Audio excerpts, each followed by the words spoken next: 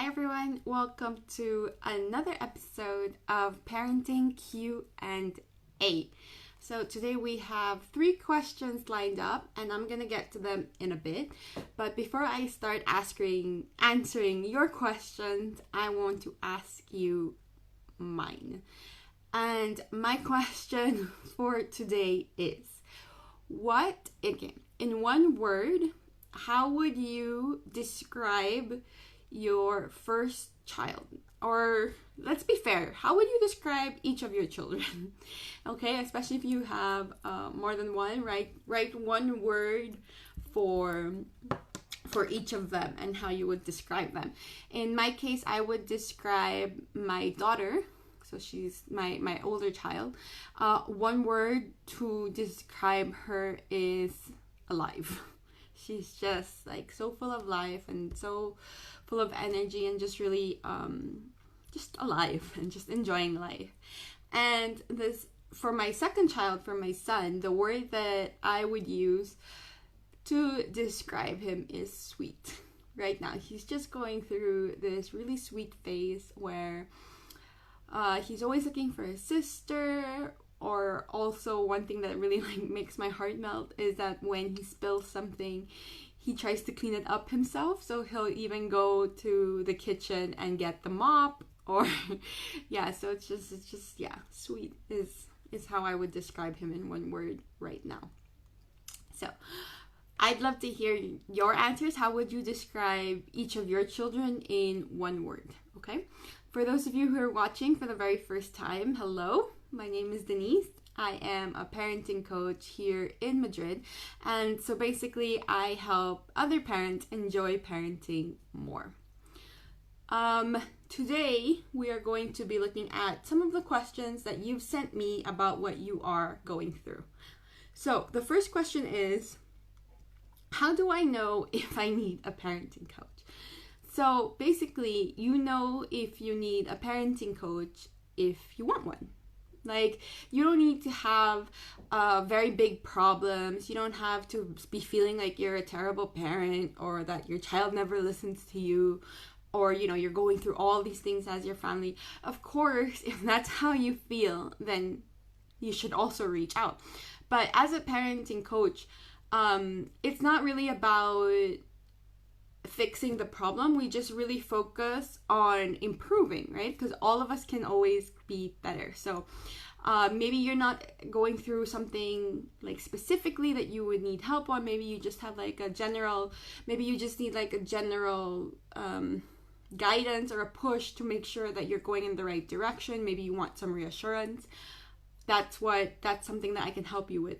So basically, if you are in a position where you want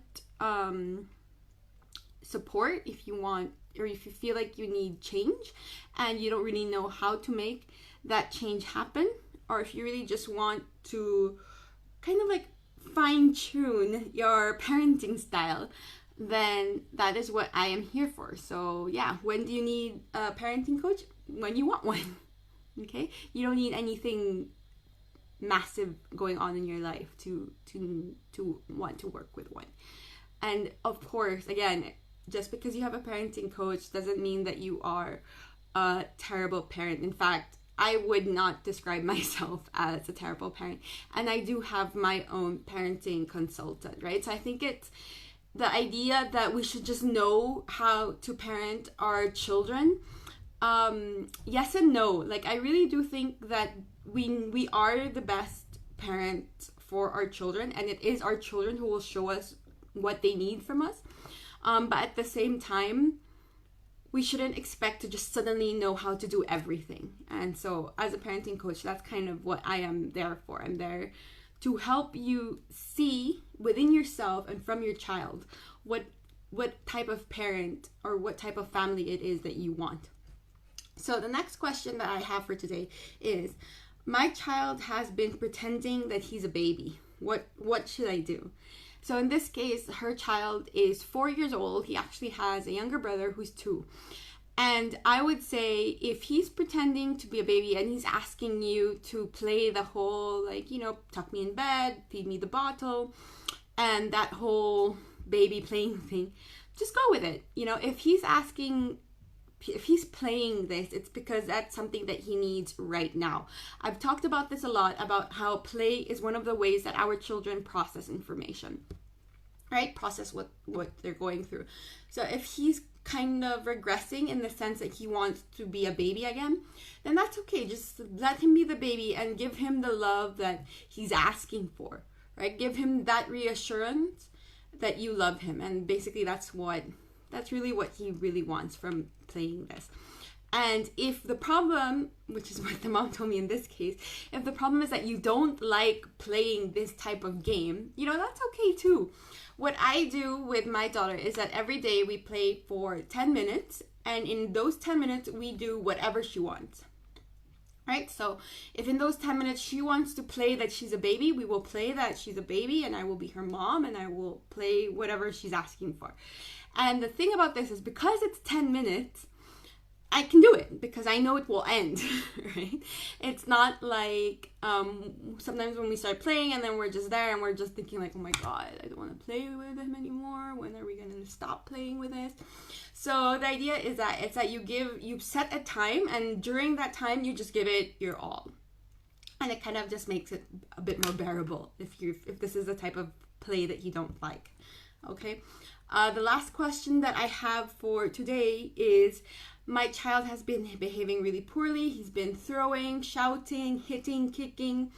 The mom said when we reprimand him, he starts throwing his toys and slapping our hands away, right? So she's wondering, what can she do? Because they've tried punishing him and it hasn't been working. What I'd like to say in this situation is, the more that our child's behavior pushes us away, the more that they actually need us to come closer, right? And I know that it's hard for us because we don't really like them in that moment, right? And why, if we don't like them, why would we want to stay with them? But that is really what they need. That is what they're asking for. When they do this type of behavior, they're kind of just looking for that reassurance that we love them no matter what. We love them no matter what they do. And so I did another live. I'll put it in the video description. I'm pretty sure I did a live on what you can do for how to connect with your child. Right? It's not just about playing. There are several different ways that you can do it. But yeah, in this thing, I would first really focus on finding moments in the day to connect with your child. And then when he does this type of behavior, just really remember that we can set a limit on certain behavior while at the same time accept the emotions that he's feeling. This is something that I go into in my Problem Solving with Kids webinar, right? So the Problem Solving with Kids, we really talk about the 5 steps you follow to have a successful conflict resolution conversation with your child. But before that, we look at what are the core skills that you need in order to communicate with your child effectively. And 2 of those are express empathy and set a limit. So a lot of times we're afraid that if we express empathy, or we show our children that we acknowledge their anger, we are then also accepting their behavior. And that's not true. We can do both. We can show them that, yes, I see that you feel really angry right now. And at the same time, tell them, our toys aren't for throwing, or whatever it is, whatever the limit is in that moment. So yeah, so it's 2 things. Two things. The first one is to connect with your child, and the second one is, in those moments, to acknowledge their feelings and set a limit if necessary.